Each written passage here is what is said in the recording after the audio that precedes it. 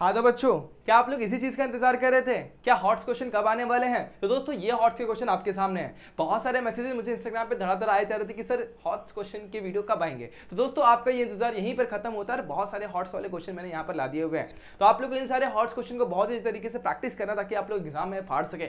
अब मैं बात करना चाहता हूँ कि अगर आप लोग को कुछ टॉपिक्स वगैरह में डाउट रहेगा तो पूरे के पूरे चैप्टर्स हम लोग ने वीडियो फॉर्म में पढ़ा कर रख दिए हुए हैं। लेकिन टाइम थोड़ा कम है तो इसलिए क्या कर सकते हैं, आप लोग उन वीडियोस को 2x फॉर्म में या फिर 2x की स्पीड में भी देख सकते हैं ताकि आप लोगों को ये सारी चीजें क्लियर हो जाए। इसके अलावा सारे चैप्टर्स को हमने लाइव में भी कवर किया हुआ, तो लाइव सेशन को भी आप लोग 2x मोड पे देख सकते हैं। ठीक है, लाइव सेशन जो पहले से रिकॉर्डेड फॉर्म में आप लोग को लाइव सेशन में जाकर मिल जाएंगे, जहां पे सारे चैप्टर्स को हम लोग ने वहां पर पढ़ाया हुआ है। अब एक और चीज मैं आप लोग को बताना चाहता हूं, किसी भी टॉपिक पर्टिकुलर चैप्टर में, जैसे कि आप लोग का मेंसुरेशन, उसके बाद आप लोग का जो ज्योमेट्री वाला पार्ट, यानी कि जो आप लोग ड्रॉ करते हो उस वाले पार्ट में अगर कोई डाउट रहेगा, यानी सिंपल सी बात है कंस्ट्रक्शन, ज्योमेट्री कंस्ट्रक्शन की बात कर रहा था, और यहाँ पे ट्रिग्नोमेट्री, इन तीनों चैप्टर में कहीं भी अगर आप लोग को दिक्कत होगी तो आप लोग को सिर्फ सर्च करना है how to master this chapter का नाम डालोगे, आप लोग को मिल जाएगा। तो वो वीडियोस भी आप लोग जहां कर सिंपली देख सकते हैं ताकि आप लोगों को कॉन्सेप्ट भी बहुत अच्छे तरीके से क्लियर हो जाए। आज की बात करेंगे तो आज हम लोग पर्टिकुलरली बात करने वाले हॉट्स क्वेश्चन की ज्योमेट्री के लिए। तो दोस्तों इन सारे क्वेश्चन को हम लोग यहां पर देखेंगे और अच्छी तरीके से कंप्लीट करेंगे। मोस्टली ये हॉट्स होते हैं 4 मार्क्स के जो इंपॉर्टेंट क्वेश्चन बनते हैं आपके एग्जाम के लिए, तो अच्छी तरीके से प्रिपेयर करें इस क्वेश्चन को। तो दोस्तों कैसे हैं आप सभी लोग? I hope you are fine. तो मेरा सब स्वागत करता हूं आप सभी का हमारे यूट्यूब चैनल यानी कि JR कॉलेज पर, सॉरी JR ट्यूटोरियल पर। अच्छा, एक्चुअली मैं JR कॉलेज पर पढ़ाता हूं तो मोस्टली वहां की आदत पड़ चुकी है, लेकिन कोई बात नहीं, JR ट्यूटोरियल पर भी आपका अच्छी तरीके से स्वागत कर सकता हूं। स्टार्ट करते हैं आज का वीडियो। तो आज की वीडियो में मैं बात करने वाला हूं दोस्तों सिर्फ और सिर्फ हॉट क्वेश्चन की। तो पहला हॉट क्वेश्चन आपके सामने है। क्वेश्चन बड़ा ही सिंपल था लेकिन बच्चे इसे बड़ा ही कंफ्यूजिंग और बहुत ही डरावना मान रहे थे, लेकिन देखना अपन कैसे करते हैं। सबसे पहले हम लोग क्वेश्चन को देखेंगे। हम लोग को क्या दिया गया है, ये इक्वल टू -3 दे दिया गया है। हमें बोला थीटा की वैल्यू क्या होगी बताओ। चलो थीटा की वैल्यू चेक करते हैं। तो साइन स्क्वायर थीटा का सबसे पहले रेसिप्रोकल देखते हैं। सबका रेसिप्रोकल ही देखना होगा क्योंकि बहुत ही कॉम्प्लिकेटेड दिखाई दे रहा है और सब कुछ 1/1/1 में दिया हुआ। तो क्रॉस मल्टीप्लाई के चक्कर में बिल्कुल भी नहीं पढ़ना। सबसे पहले आप लोग निकालेंगे यहाँ पर क्या बच्चों, रेसिप्रोकल। साइन का रेसिप्रोकल होता है कोसेक स्क्वायर, कोसेक होता है लेकिन स्क्वायर इसलिए स्क्वायर लगाएंगे। उसी तरीके से कॉस की बात करी जाए तो कॉस का रेसिप्रोकल होता है सेक, यहाँ पर लिखता है सेक स्क्वायर थीटा। tan का हो जाएगा कॉट स्क्वायर थीटा और उसी के साथ साथ कॉट का हो जाएगा tan स्क्वायर थीटा। सेक का हो जाएगा दोस्तों कॉस स्क्वायर थीटा और कोसेक की बात करें तो दोस्तों साइन स्क्वायर थीटा हो जाता है और यहाँ पे मिल जाएगा -3। तो यहाँ पर सारे रेसिप्रोकल के फॉर्मूले आप लोग मेंशन कर सकते हैं। रीजन दे देना आपको, मैं इतना ही बताऊंगा। रेसिप्रोकल आप लोग यहाँ पे मेंशन करें, सबका रीजन मेंशन करना है, रीजन मेंशन करना अच्छी तरीके से बच्चों। आगे बात करते हैं कोसेक स्क्वायर को। जरा देखो कोसेक स्क्वायर को आप लोग सिंपली क्या लिख सकते हैं, 1 + कॉट स्क्वायर थीटा। तो यहाँ पे लिखता हूँ 1 + कॉट स्क्वायर थीटा, इतना ही करना है। उसके बाद क्या बच्चों, सेक को लिख सकता हूँ 1 + tan स्क्वायर थीटा। तो यहाँ पे लिखूंगा 1 + tan स्क्वायर थीटा। लेकिन दोस्तों मैंने ब्रैकेट क्यों डाला कि आगे जरा देखूंगा तो माइनस साइन है, इसलिए माइनस को मैं ध्यान में रखते हुए यहाँ पे वो डाल दूंगा ब्रैकेट। कॉट को भी फिलहाल मैं वैसे ही रखता हूँ और यहाँ पे tan स्क्वायर को भी वैसे ही रखता हूँ। यहाँ पर देखूँ तो इन दोनों में क्या कॉमन है, माइनस कॉमन है, तो माइनस को मैं कॉमन निकाल लेता हूँ। माइनस कॉमन निकलेगा तो ये कॉस स्क्वायर थीटा प्लस में और साइन स्क्वायर थीटा भी किस में आ जाएगा, प्लस में आ जाएगा। इक्वल टू के वो साइड मिल जाएगा -3। अब बच्चों यहाँ पे सिंपल सी बात है, 1 + tan स्क्वायर थीटा जो होता है, 1 + tan स्क्वायर थीटा जो होता है, सॉरी 1 + cot स्क्वायर थीटा जो आप लोग को यहाँ पर मिला है वो कोसेक स्क्वायर की वैल्यू है। तो ये cot स्क्वायर और माइनस cot स्क्वायर कैंसिल हो जाता है। जैसे ही ब्रैकेट को ओपन करूंगा ये हो जाएगा 1 - tan स्क्वायर थीटा हो जाएगा और यहाँ पर पहले से एक tan स्क्वायर थीटा है माइनस में और यहाँ पर cos square theta - sin square theta क्या होता है 1। तो आपने जो ट्रिग्नोमेट्रिक आइडेंटिटी यहाँ पे इस्तेमाल करी उसको आप लोग को यहाँ पे लिखना होगा। जैसे कि यहाँ पर एक दो ट्रिग्नोमेट्रिक आइडेंटिटी इस्तेमाल करी, कौन सी, 1 + cot square theta = cosec square theta, ठीक है। और दूसरी जो आप लोगों ने इस्तेमाल करी है बच्चों, दूसरी जो आप लोगों ने इस्तेमाल करी वो भी लिखते दोस्तों, जैसे कि 1 + tan square theta = sec square theta, ये आपने इस्तेमाल करा होगा। तो इनको यहाँ पर अपन यूज किया और इसके अंदर आपने इस्तेमाल किया दोस्तों cos square theta + sin square theta = 1 इस्तेमाल किया, जो आप लोग को बेसिक आइडेंटिटी, पहली आइडेंटिटी याद होगी। इतना अप्लाई करने के बाद सर क्या करें, इसके बाद आप लोग को बस आंसर की तरफ बढ़ना है। आंसर बड़ा ही सिंपल है दोस्तों, 1 - 1 तो कैंसिल हो जाएगा, tan square theta - sin square theta हो जाएगा -2 tan स्क्वायर थीटा। और इस -1 को मैं जब वहां पर भेजूंगा, ये देखो -1 उधर जाएगा तो क्या हो जाएगा, +1 हो जाएगा। तो -3 + 1 होगा -2 और यहाँ पे मिलेगा -2 tan स्क्वायर थीटा। दोनों साइड अगर मैं -2 से डिवाइड कर दूं तो यहाँ पर मिलेगा tan स्क्वायर थीटा और -2 से यहाँ पर डिवाइड करूंगा तो मिल जाएगा मुझे 1। अब tan की स्क्वायर रूट लूंगा तो tan की वैल्यू क्या मिल जाएगी, tan स्क्वायर थीटा। जब स्क्वायर रूट लेंगे तो 1 का स्क्वायर रूट तो 1 ही मिलता है। अब tan की कौन सी वैल्यू 1 होती है वो याद करिए, तो tan थीटा = 1 कब होगा, जब tan की वैल्यू 45 डिग्री पर होगी। तो वो हिसाब से अगर मैं सही तरीके से देखूं तो दोस्तों यहाँ पर मुझे मिलेगा थीटा की value 45, that is we need to find out. Question बड़ा ही सिंपल था, इस तरीके के क्वेश्चन मिले तो बड़े ही आराम से करना, रेसिप्रोकल और बाकी आइडेंटिटी का इस्तेमाल करके कर सकते हैं। चांसेस ये है कि इस साल जो आप लोग क्वेश्चन पूछा जाए वो आप लोगों का सबसे सिंपल क्वेश्चन जो कि अपना क्या होता है कॉम्प्लीमेंट्री एंगल्स, यानी sin theta is equal to cos 90 minus theta, इसके ऊपर क्वेश्चन पूछा जाए तो उसे अच्छे से करना, और टेबुलर क्वेश्चन भी अच्छे तरीके से करें। टेबुलर क्वेश्चन मतलब क्या, जो टेबल में अपने वैल्यूज दिए गए ना sin 30 sin 90 उसकी वैल्यू पुट करके सॉल्व करने वाला भी क्वेश्चन आ सकता है, तो उसे भी जरा अच्छे तरीके से देख लेना। आगे बात करते हैं इस क्वेश्चन की। ए सिलेंडर, अब इस क्वेश्चन के ऊपर गौर करना, एक सिलेंडर है ऑफ रेडियस 12 सेंटीमीटर दिया, contain a water up to height of 20 centimetre. एक सिलेंडर था मेरे पास जिसका रेडियस मेरे पास था, रेडियस कितना था 12 सेंटीमीटर, और उसके बाद उसमें जो पानी भरा गया है दोस्तों, कितने हाइट तक भरा गया है, पानी भरा गया 20 सेंटीमीटर की हाइट तक भरा गया, इधर तक पानी भरा गया। उसके बाद क्या हुआ, उसके बाद उसमें एक स्पेरिकल आयरन बॉल डाल दिया गया। देखो यहाँ पर स्पेरिकल आयरन बॉल डाल दिया गया, स्पेरिकल बॉल है हाँ, जिसके वजह से क्या हुआ, this and thus water level rise by 6.75 centimetre. अब जो वाटर लेवल जब इसके अंदर इंक्रीज हो गया, कब, जब इसके अंदर एक आयरन बॉल को डाल दिया गया। आयरन बॉल जब डाला गया तो वाटर लेवल कितना हाइट से इंक्रीज हो गया, 6.75। इतना तो बच्चों आप लोगों को समझ में आ गया रहेगा। अब इसके बाद क्या, हम लोग को फाइंड करना रेडियस ऑफ द बॉल, ये बॉल है ना, इसका रेडियस फाइंड आउट करना है। तो रेडियस ऑफ द बॉल हमें निकालना होगा, तो ये यहाँ से अगर मैं यहाँ पर मेंशन करता हूँ रेडियस, ये रेडियस मुझे फाइंड आउट करना है। तो सबसे पहली बात तो यहाँ पे मेंशन करता हूँ, let R be the radius of spherical ball, और कैपिटल आर में ले लेता हूँ रेडियस ऑफ सिलेंडर। अब आप लोगों को कंडीशन आइडेंटिफाई करनी है। कंडीशन अगर आपने आइडेंटिफाई करी तो आप क्वेश्चन आराम से सॉल्व कर लो। कंडीशन क्या है, अब सिंपल सी बात है, जब अपने अंदर बॉल नहीं था, मतलब अपने सिलेंडर के अंदर ये मेटेलिक बॉल नहीं था, स्पेरिकल बॉल नहीं था, तो वाटर लेवल यहां तक था। लेकिन जैसे मैंने स्पेरिकल बॉल को डिपुक करके डाला तो उस वाटर लेवल राइज हो गया। दैट मीन्स ये जो पार्ट है ना, ये पार्ट इंक्रीज इन वॉल्यूम है। तो ये इंक्रीज ऑफ वॉल्यूम किसकी वजह से हुआ है, इस बॉल के वजह से हुआ है। तो मैं बोल सकता हूं वॉल्यूम ऑफ, मैं क्या बोल सकता हूं, वॉल्यूम ऑफ वाटर लेवल राइज्ड क्या हो जाएगा, वॉल्यूम ऑफ मेटालिक स्पीयर जो है वो किसका होगा, इक्वल होगा volume of water level rise. Okay, metallic ball का वॉल्यूम देखा जाएगा तो सिंपल सी बात है, क्या है क्यूब, सॉरी क्या स्पीयर है, स्पीयर का वॉल्यूम जो होता है वो होता है 4/3 पाई आर क्यूब, तो पाई आर क्यूब, रेडियस मैंने स्मॉल लिया हुआ है। अब volume of water level rise जो सिलेंड्रिकल फॉर्म में हुआ था, इसका इस सिलेंड्रिकल पार्ट जो दिख रहा है, ये छोटा सा पार्ट, यहाँ से यहाँ तक इसका वॉल्यूम निकालना पड़ेगा जितना वॉल्यूम बढ़ा हुआ है। तो सिंपल सी बात है, अगर ये हाइट होगा और ये रेडियस होगा तो अपन आराम से इसका वॉल्यूम निकाल सकते हैं। तो हम लोग को पता है फॉर्मूला क्या होता है, पाई आर स्क्वायर एच। तो यहाँ पर लिखूंगा पाई आर स्क्वायर एच लिख दूंगा, बट यहाँ पर आर स्मॉल नहीं आएगा, यहाँ पे आर आएगा कैपिटल, क्योंकि रेडियस ऑफ सिलेंडर को मैंने कैपिटल आर से डिनोट किया हुआ है। अब दोनों साइड से अगर पाई और पाई को मैं कैंसिल करता हूँ और वैल्यूज को सब्स्टिट्यूट करता हूँ तो मुझे मेरा आंसर मिलने के कगार पे मैं पहुंच जाऊंगा। आर क्यूब को वैसे रखता हूँ, 3 उधर जाएगा, 4 नीचे आ जाएगा, कैपिटल आर की वैल्यू 12 थी तो 12 का स्क्वायर होगा, और एच जो मेरा है ना, एच बच्चों एच की बात कर रहा हूँ, तो एच जो मेरा है वो क्या है, चलो देखते हैं। एच मेरा क्या है 6.75, तो 6.75 लिख दूंगा। ठीक है, आगे बढ़ता हूं मैं, थोड़ा और कैलकुलेशन की तरफ बढ़ता हूं। तो आर क्यूब मेरा वैसे 3/4 मेरा वैसे 12 को लूंगा, 12 मल्टीप्लाई बाय 12, और 6.75 को मैं लिख सकता हूँ 675/100 लिख सकता हूँ। सही है यहाँ तक। अब क्या करें सर, आप थोड़ा सिंप्लीफाई और कर लेते हैं। तो यहाँ पर देखो तो 4 3 12 होता है। ठीक है, आगे बात करते हैं 25 से डिवाइड करो तो 25 4 जा 25 25 जा 225 25 को 26 27 जा 27 से मल्टीप्लाई करोगे तो 675 हो जाएगा। क्लियर है यहाँ तक। और क्या सर, और कैंसिल कर देंगे, 4 1 जा 4 4 3 जा 12 कर देंगे। चलो देखते हैं अभी हम लोग को मिला क्या है। इसको लिख सकते हो 3 मल्टीप्लाई बाय 3 मल्टीप्लाई बाय 3। ठीक है, मतलब और ये 27 को भी लिख सकते हो 3 मल्टीप्लाई बाय 3 मल्टीप्लाई बाय 3। तो देखो ये बच्चों बहुत सिंपल था। 3 मल्टीप्लाई बाय 3 मल्टीप्लाई बाय 3 जो होता है वो होता है 27। 3 मल्टीप्लाई बाय 3 मल्टीप्लाई बाय 3 भी 27 होता है बच्चों। लेकिन हम लोग को फाइंड आउट करना है क्यूब रूट। तो दोस्तों यहाँ पे जब क्यूब रूट यहाँ पे ट्रांसफर होगा तो 3 3 का पेयर बनेगा। आंसर क्या मिलेगा जरा नोटिस करना।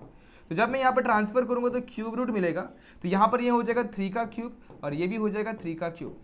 अब सीधी बात है, ये 3 का क्यूब जब बाहर आएगा तो यहाँ पर मुझे मिलेगा 3 और ये 3 का क्यूब एक और 3 बार आएगा 3, तो मतलब r की वैल्यू कितनी मिल जाएगी 9।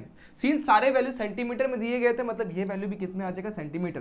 तो लास्ट में आप लोगों को एक स्टेटमेंट लिखना था, radius of spherical metallic ball is 9 centimetre. देखो सिंपल सा क्वेश्चन होता है, जब भी अपन किसी भी चीज को किसके अंदर डिप करते हैं तो वॉल्यूम राइज होता है, और वॉल्यूम राइज होगा तो क्या होगा, सिंपल सी बात है वो वॉल्यूम और स्फेरिकल बॉल का वॉल्यूम मैच कर जाता है, इक्वल हो जाता है।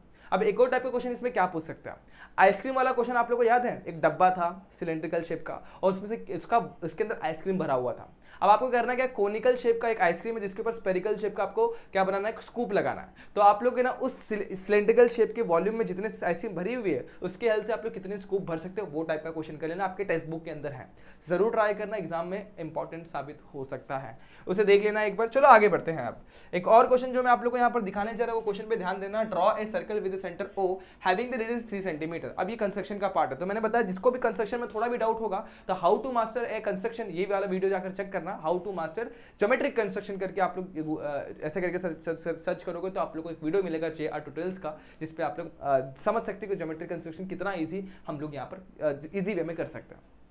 अब क्वेश्चन को करना कैसे है, draw a circle with centre O having radius 3 centimetre.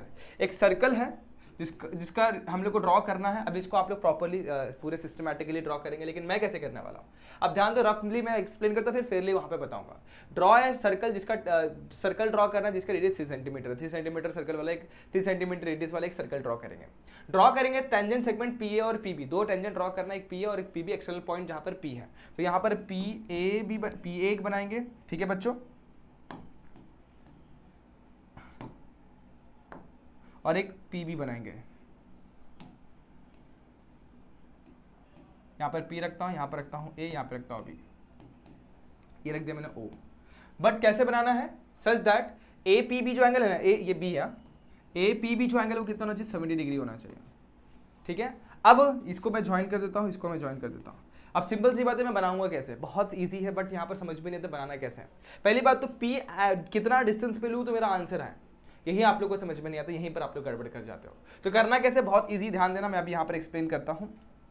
सबसे पहले देखो यहाँ पर ये 90 होगा, ये 90 होगा, और ये एंगल हम लोग को पता नहीं है, तो एंगल O पहले फाइंड करते हैं। तो इन quadrilateral OAPB, angle O plus angle A plus angle P plus angle B की जो वैल्यू है वो कितनी हो जाएगी दोस्तों, 360 हो जाएगी। बट बच्चों आप लोग को सिंपल सी बात पता है, रेडियस जो होता है परपेंडिकुलर टू टेंजेंट होता है, तो यहाँ पर क्या लिखेंगे, but OB is perpendicular to PB and OA is perpendicular to PA। तो इस हिसाब से ये दोनों एंगल 90 हो गए, देयरफॉर एंगल O हम लोग को पता नहीं है, एंगल A मेरा 90 हो जाएगा, एंगल P मेरा 70 गिवन है, और एंगल B की वैल्यू मेरी 90 हो जाएगी, ठीक है। 90 होने के बाद जैसे मैं बढ़ूंगा आगे तो मुझे मेरा आंसर मिल जाएगा।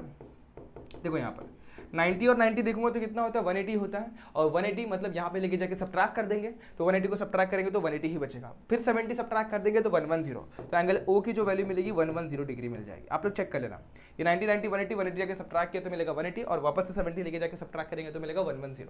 तो सिंपल सी बात है, ये जो एंगल मुझे मिल गया वो 70 डिग्री मिल गया, जो मुझे अननोन था। क्लियर हो गया यहाँ तक। अब स्टेप आपको स्टार्ट करना है इस एंगल के साथ। So how we will start, सबसे पहले 3 सेंटीमीटर का एक सर्कल बनाऊंगा, ये मैंने सर्कल रेडी कर लेना इस तरीके से। अभी सबसे पहले तो इसको मैं मोटा कर लूंगा भाई, बहुत पतला सा है इसका बाउंड्री, तो इसको सबसे पहले मोटा कर लेते हैं। कलर चाहिए तो थोड़ा चेंज भी कर सकते हैं आपके हिसाब से। अब क्या करें, तो अब आप लोग को बदल गए 3 सेंटीमीटर रेडियस वाला सर्कल है। उसके बाद आप लोग क्या करेंगे, यहाँ पर ना आप लोग 2 लाइन्स बनाएंगे। क्या बनाएंगे, 2 लाइन्स बनाएंगे, और दोनों लाइन कैसे होंगे वो आप लोग को सोचना है। सर मुझे पता है 2 लाइन इस तरीके से बनाना है, एक OB और OA, राइट, हाँ बिल्कुल। तो सबसे पहले आप लोग यहाँ पर OB और पहले रेडियस बनाना पड़ेगा, ठीक है। क्या बनाएंगे अपन, सबसे पहले तो रेडियस बनाएंगे। तो रेडियस यहाँ पर कुछ इस तरीके से बनेगा, सबसे पहले O मार्क कर लेता हूँ। तो रेडियस कुछ इस तरीके से बनेगा, गौर करना, एक ये बन गया और एक ये बन गया। कैसे बनाना है, देखो बहुत सिंपल है। सबसे पहले आप लोग एक काम करो, नीचे वाली लाइन बना लो, ये वाली लाइन बना लो।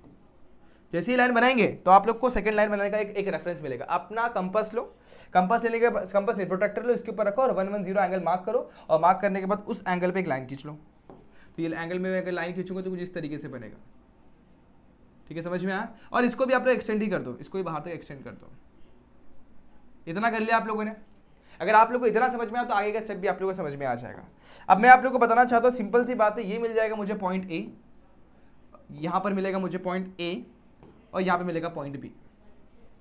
इसके बाद क्या करें सर, इसके बाद का दिक्कत है, बस बच्चों आप लोग ने जो ये लाइन बनाई ना, इसका आप लोग को परपेंडिकुलर बाइसेक्टर बनाना है कि वो B में से पास हो, और दोनों पॉइंट जहाँ पे इंटरसेक्ट करेंगे वो होगा आपका पॉइंट P। कैसे, देखो बहुत इजी है। सबसे पहले मैं B पकड़ूंगा, B के यहाँ पर इक्वल आर्क लगा दूंगा दोनों साइड।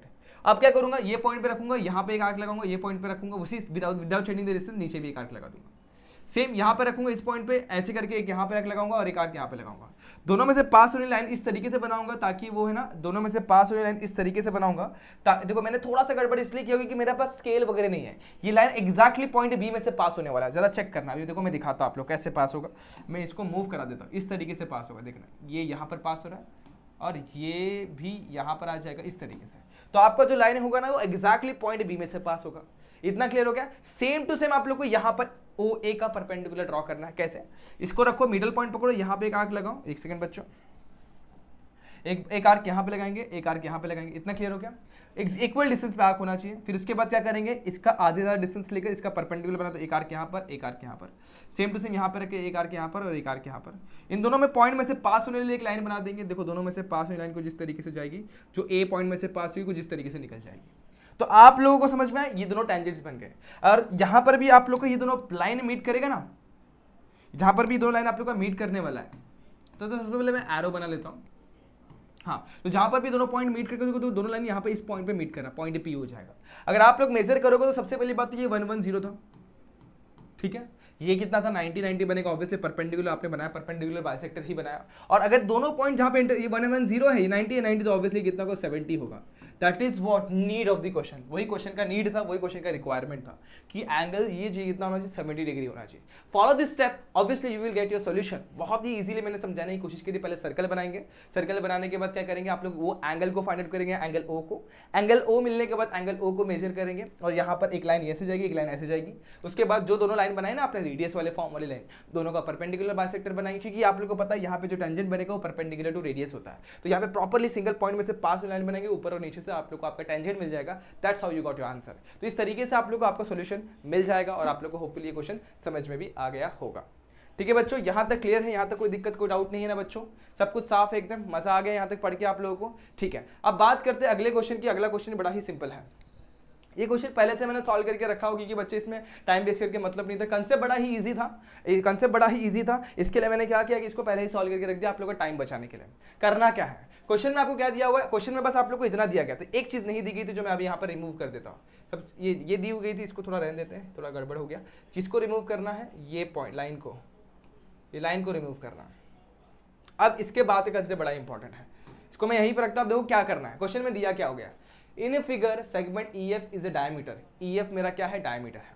उसके बाद EF डायमीटर मतलब 2 टाइम रेडियस है, सिंपल सी बात है। And segment DF is a tangent segment. DF क्या है, DF जो है ना मेरा टेंजेंट सेगमेंट है।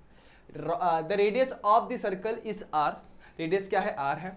और इसके बाद आप लोग को प्रूफ कर रहे हैं DE multiply by GE is equal to 4R²। DE की तरह DE ये रहा, उसके बाद GE की तरह GE ये रहा, इसको मल्टी क्या है 4R के स्क्वायर के बराबर है।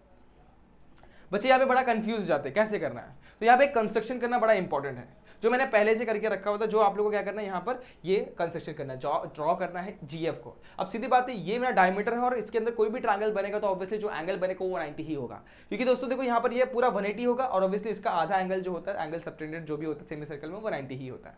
अब आप लोगों को क्या करना है, एरिया ऑफ 2 सिमिलर ट्रायंगल को टेस्ट करना है। Simple, 2 area of 2 right angle जो सिमिलर होते हैं, तो वो कैसे, सबसे पहले EGF ले लेंगे और EFG ले लेंगे। वो दोनों ट्रायंगल लिए, देखो EGF और EFD लिया, EFD ले लिया, दोनों को सिमिलर क्या प्रूफ करते हैं, सिमिलर। कैसे, सबसे पहले बात तो ये कॉमन एंगल है, दूसरा ये बोथ आर राइट एंगल। ये E कॉमन है और G और F क्या है, राइट एंगल है, बोथ आर राइट एंगल। इससे अपन क्या कर देना, सिमिलर प्रूफ कर देना। जब ट्रायंगल सिमिलर होता है तो करस्पॉन्डिंग साइड रेशियो में आ जाता है।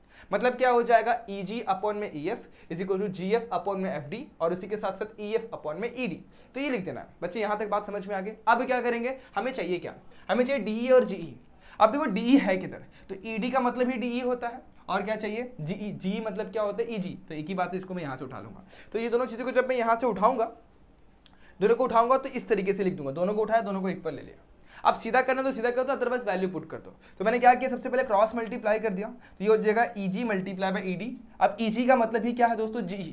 तो यहाँ पर मैंने सीधा करके GE लिखा और ED को मैंने क्या कर दिया, DE, तो ये सीधा कर दिया। अब EF की बात करते हैं, EF मल्टीप्लाई बाय EF क्या होगा, EF का स्क्वायर। अब EF पहले ही बता दिया गया था कि EF इज वो डायमीटर, यानी कि 2 टाइम्स रेडियस। तो यहाँ पर पुट करूंगा 2 टाइम रेडियस, और 2 टाइम रेडियस का स्क्वायर क्या होता है, 4R²। That is how you got answer. यहाँ पर सिंपल सी बात है, बच्चे क्या अप्लाई करने लग जाएंगे मालूम है, टेंजेंट सेकंड सेगमेंट थ्योरम। वो नहीं अप्लाई करना है, यहाँ पर अप्लाई करना है 2 सिमिलर ट्रायंगल का प्रॉपर्टी, यानी 2 सिमिलर ट्रायंगल कैसे प्रूफ होते हैं वो अप्लाई करके फिर सॉल्व करना है। सिंपल सा क्वेश्चन, बड़े ही आराम से हो जाएगा, आराम से करिएगा, कोई दिक्कत कोई प्रॉब्लम नहीं होगा। इसके बाद वाला क्वेश्चन भी देख लेते हैं फटाफट से। अब देखो ये क्वेश्चन ये एग्जाम में मल्टीपल टाइम पूछा गया, इसलिए मैंने भी इसको सॉल्व करवा कर ही रख दिया हुआ है। स्टार्ट कैसे करना है, जो क्वेश्चन में पूछा गया, क्वेश्चन में क्या पूछा गया, एरिया ऑफ क्या प्रूफ करना है, एम जो है ना, एम ये रहा, is what half of triangle perimeter of triangle ABC. Start कैसे करना, बड़ा ही सिंपल तरीका देखो मैं यहाँ पर एक्सप्लेन करता हूँ। अगर area of perimeter of triangle ABC पूछा तो सबसे पहले पेरीमीटर ऑफ ट्रायंगल एबीसी के साथ स्टार्ट कर दो। वो तीन चीजों से मिलकर बना हुआ, किससे किससे मिलकर बना हुआ, देखो यहाँ पर ए बी सी, तो ए बी बी सी और ए सी से मिलकर बना हुआ। तो यहाँ पर सबसे पहले मैं लिख दूंगा A B plus B C plus A C. अब देखो यहाँ पर, अब चलते हैं मेन पॉइंट पर। बीसी जो है बीसी दो पार्ट में तोड़ा जा सकता है, बीपी और सीपी में। तो यहाँ पर मैं बीपी को तोड़ दूंगा, इसको तोड़ दूंगा बीसी को बीपी प्लस सीपी में। अब क्या बच्चों, अब देखो यहाँ पर, अब यहाँ पर अपन अप्लाई करेंगे tangent segment drawn from the external point of the circle are equal. देखो यहाँ पर मैंने अप्लाई करके रखा हुआ है, एएन एक मेरा टेंजेंट है और एएम मेरा इक्वल है, दोनों इक्वल हो जाएगा। इसी तरीके से सीएन और सीपी मेरा टेंजेंट बन रहा है, बीएम और बीपी मेरा टेंजेंट बन रहा है। मतलब बीपी को मैं रिप्लेस कर सकता हूँ बीएम के साथ, सीपी को रिप्लेस कर सकता हूँ सीएन के साथ। तो बस यहाँ पर वही करने वाला, जहां पर सीपी है वहां पर लिखूंगा सीएन और इसकी जगह पे क्या लिखूंगा, बीएम लिखूंगा। ठीक है, यहां तक हो गया। अब बच्चों सिंपल सी बात है, ए बी प्लस बीएम को देखो क्या होता है, ए बी के पास आ जाओ, A B plus B M जो होगा वो होगा ए एम, तो यहां पर मैं लिखूंगा ए एम, और सी ए सी प्लस सी एन जो होगा वो हो जाएगा ए एन हो जाएगा। अब पहले मैंने एक चीज लिखा था ए सी और ए एन और ए एम दोनों भी क्या है, इक्वल है। मतलब मुझे चाहिए क्या क्वेश्चन में, मुझे ए एम चाहिए, तो ए एन जो है वो ए एम को इक्वल है, तो ए एन को मैं रिप्लेस कर सकता हूँ वापस से ए एम के साथ, और ये जगह 2 ए एम हो जाएगा equal to perimeter triangle A B C. बस 2 को यहाँ पे ट्रांसफर कर दूंगा तो half of perimeter of triangle A B C equal to what, A M. इस तरीके से बड़ा ही सिंपल सा क्वेश्चन जो आप लोग सॉल्व कर सकते हैं। बट जो चीज़ें मैंने यहाँ पर करी वो सारे का रीजन मैंने यहाँ पर प्रॉपर्ली मेंशन किया हुआ है, तो आप लोग इसको अच्छे तरीके से करें, जो मैंने यहाँ पर स्टेप वाइज मैनर में लिखा हुआ है। इसे आप लोग स्क्रीनशॉट लेके अच्छे तरीके से समझ सकते हैं। मैं इसका पीडीएफ आप लोग ग्रुप में प्रोवाइड करवा दूंगा। आगे बढ़ते हैं, इसको मैं रिमूव कर देता हूँ, इस वैसे कुछ काम का नहीं है फिलहाल मेरे लिए। ठीक है, अब इसकी बात कर लेते हैं। ये अपना अपोलिनस थ्योरम का एप्लीकेशन है। मल्टीपल टाइम इस क्वेश्चन को मैंने इस टाइप के क्वेश्चन आप लोगों को करवाए हुए हैं, जो आप लोग ने अगर लाइव वगैरह अटेम्प्ट किया रहेगा तो आप लोगों को पता रहेगा। अब यहाँ पर देखोगे तो सबसे पहले क्या दी, A B square plus A C square की वैल्यू 260 दे दी गई है। हमें फाइंड करना है एपी और बीसी दिए गए 18। अब सीधी बात है, एपी मेरा मीडियन है, एपी मेरा क्या है, मीडियन है, और बीसी मेरा 18 है। तो सिंपल सी बात है, देखो सिंपल सी बात है, अगर एपी मेरा, AP is a median given दे दिया गया है, इसका मतलब क्या हो जाएगा, BP equal to PC equal to half of BC हो जाएगा। बीसी गिवन है मतलब कितना हो जाएगा, 18, तो बीपी इक्वल टू पीसी जो होगा वो 18 हो जाएगा, 18 का हाफ हो जाएगा, यानी कितना हो जाएगा, सिंपल सी बात है 9, और कुछ दिया नहीं है मतलब यूनिट हो जाएगा 9 यूनिट। हमें फाइंड करना है एपी, तो अपोलोनियस थ्योरम को अप्लाई करते हैं। अप्लाइंग